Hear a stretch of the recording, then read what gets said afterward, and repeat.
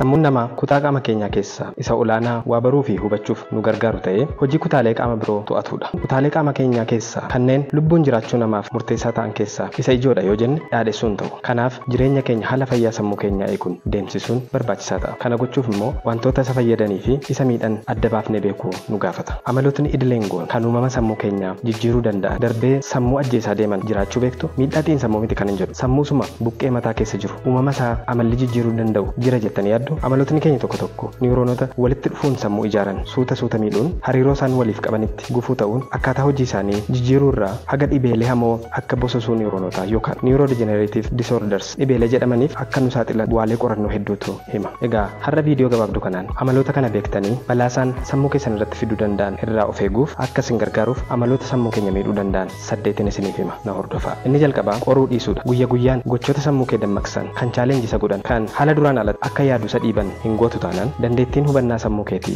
gadi bu'aa deema. Yaadannoo kee dhabaa deema. Sammuu fi namootni chaalenjii gochuutti dhibaa'u ta'an saaxilamni isaan dhibeelee irraanfachuu akka alzaameriif qaban ol ka'aa ta'uun dhugaa saayinsawaadha. Warri sochii qaama hojjettan ni beektu kana. Qaama jabaa maashaaleen guutame qabaachuuf qabaataniis turfachuuf sochii qaamaa idileen hojjechuurrayyuu yeroodhaa yerootti sochii qaamaa kana hammaan turtiidhaan jabina isaan dabalaa deemuu akka qabdan. Gaafuma sochii qaamaa hojjechuu dhiistan irraa jalqabee boci keessan badaa maashaaleen duraan ijaaraman diigamaa deemu. Atleast fooyya'an deeman. Sammuunis akkasuma haguma itti fayyadamte yaadota ittiin xiinxalte yaada kan kaleessaarra rakkoo jabaa akka inni furu muddite hariiroo haaraan niwuroonota gidduutti uumamaa kan ture jabaataa deema. Kanaan sammuun kee dhibee yeroo keessa itti dhufuu maluuf kan gad hin jenne ta'a. Kanaaf sammuu keessan chaalenjii gochuu idileeffadhaa. Waan haaraa baruuf duubatti hin jedhina. Dubbisaa afaan haaraa meeshaalee muuziqaa haaraa baradhaa. Kan dubbistanii beektan hojiitti hiikuu shaakaluun namoota biroo barsiisuun hariiroo niwuroonota kanaan dura jiran jabeessuu haaraa uumuun sammuun keessan aktiif ta'ee akka turu godha. Lammaffaan waa lama sadii al tokkotti hojjechuu. Yeroo si'anaa kana babal'ina sooshaal miidiyaa kanaan wal qabate baay'een namaa hojii harkaa qabutti guutuun xiyyeeffateen hojjeta. Asiin yuutuubii,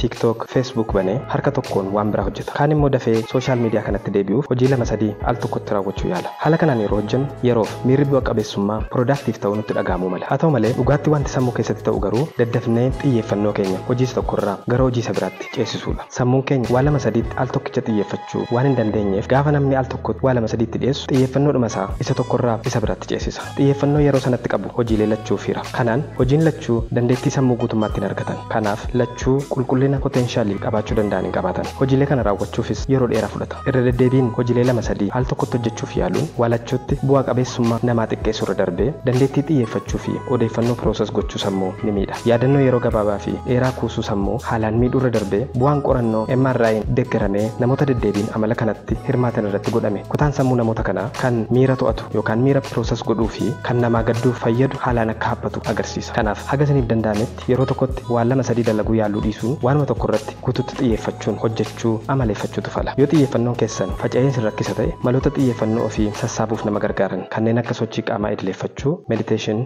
yoogaa fi kan kana fakkaatan hojjechuun of gargaaruun fala kan biraadha. Kanarra darbee kan hammaatu yoo ta'e ogeessa yaala sammuu mariisisuun furmaata argachuunis ni danda'ama. Sadaffaan haalaan soorachuu dhiisuu. Sammuun ulfaatina qaamaa keessaa harka lama qofa qabaatus anniisaa namni nyaata isaarraa argatu keessaa haga 20 fayyadama. Erga sammuun keenya soorata keenyarraa anniisaa hagana fudhata ta'e wanti nuti soorannu kutaalee qaama keenya biroo caalaa fayyaa sammuu keenyaa giddu galeessa godhachuudha kan qabu. Nyaanni keenya hanqina coomaa qabaachuun rakkoo caasaa fi dandeettii raawwii sammuu akka fiduudha kan ogeessotni kana qoratan himan. Kunis kan ta'eef uffisni narviilee kan ergaa walitti dabarsuuf tolu kan hojjetamu irra guddaan coomarraati. Kanaaf soorata hanqina coomaa qabu soorachuun rakkina haguuggii narvootaa kana fiduun saffisa hojii sammuu ni miidha. Akkasumas nyaata sukkaarritti baay'atutti deddeebi'uun sigaaraa aarsuun alkoolii baay'isuun kallattiin kan sammuu miidhan caalaa rakkoolee marsaa dhiigaaf namicha saaxiluun sammuun hanqina dhiigaa soorataa fi oksijiinii akkasa mudatu gochuun akka isa miidhan qorannoolee hedduutu agarsiisa. Dhibeeleen akka istrookii, dhibee irraanfachuu akka alzaamer namoota amala kana qaban irratti heddummatuunis kanaafi. 4 yeroo dheeraa iskiriinii irra turu.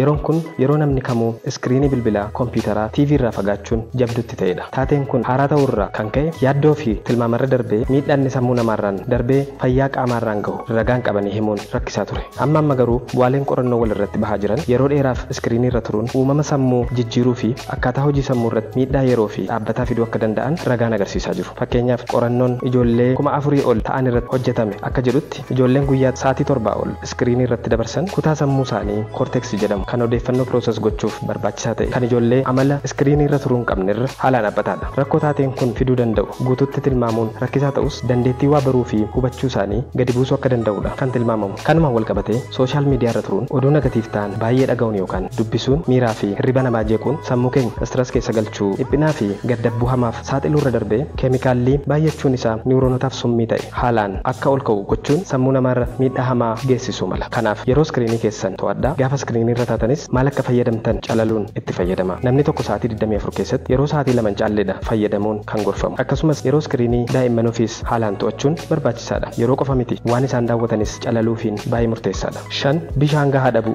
Hanqina dhangala'aa yookaan bishaanii qabaachuun haga keessi ofii gogiinsi itti dhaga'amutti turuun sammuu namaa qofatu hin taane kutaalee qaamaa hedduuf balaadha. Hanqina bishaanii qabaanne jechuun sammuuf dhiigni gahaan isan gahu jechuun oksijiinii fi nyaata barbaachisoo ta'an haalaan hin argatu. Xuraawaan sammuu keessaa hin qulqulleeffamu kuufama jechuudha. Kanaan sammuun hojii isaa haalaan hojjechuu hin danda'u. Hanqinni bishaanii kun yeroo dheeraaf gaafa namarra turu shuntuuruu sammuu akkasumas hir'achuu ulfaatina isaatii fiduu irra darbee dhibeelee sammuu hamoof nama saaxiluu mala. Kanaaf fayyaa sammuu irra darbee guutummaa qaamaatiif yeroo dheebottan mara bishaan qulqulluu gahaa dhuguu hin dagatina. Kan biraan gaafa dhangala'aa hedduu bifa dafqaa fi fincaaniin baaftan bakka buusuu hin dagatina. Fakkeenyaaf gaafa sochii qaamaa yookaan hojii isin dafqisiisu hojjettan yoo isin hoqqisiise garaa isin kaase kan dur dhugdan caalaa fooyyessitanii dhuguu isin gaafata. 6 muddama yookaan stress hamaa keessa turuu. Rakkoo si mudatuun wal qabatee miira negatiif sitti dhufu mara ukkaamsuun muddama hamaa ituun beekamin si yaabuuf si saaxiluu mala. Muddama hamaa keessa bubbuluun jijjiiramootni hamaan sammuu kee irratti akka uumaman taasisa. Stressii hamaa fi qancaraan namarra gaafa bubbule keemikaalotni akka koortisool yeroo dheeraa dhiiga keessa turuu isaaniin niwuroonota sammuutti summii ta'uu jalqabu. Kanaan kutaaleen sammuu kan rakkoo hiikuuf waa murteessuuf barbaachisan walitti galu xiqqaatu.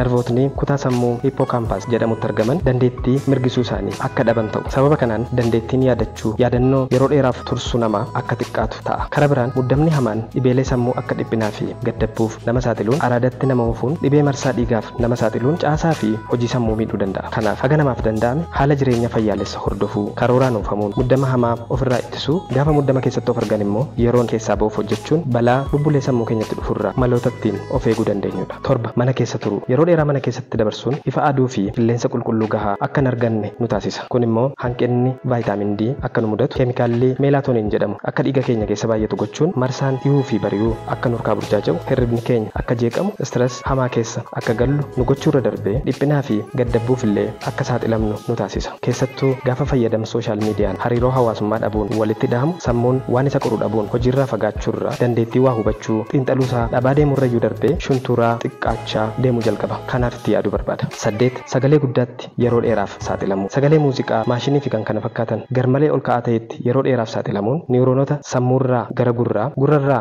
gara sammuu ergaa geessuuf diriiran miidhuurra darbee rakkoo irraanfachuu yeroo keessa namatti dhufuuf illee akka nama saaxiluu danda'u bu'aalee qorannoo baay'eetu hima. Kanaan wal qabatee amalli badaan tokko iirfooniin gaafa muuziqaa dhaggeeffatan sagalee isaa haalaan ol kaasanii dhaggeeffachuudha. Sagalee garmalee ol ka'aa ta'e irraa of fageessuun keessattuu gaafa iirfoonii fayyadamnu reenjii sagalee isaa 50 olituu hin dabarsin dhaggeeffachuu fi gidduu gidduutti hafuura fudhachaa fayyadamuun amaloota barbaachisuudha.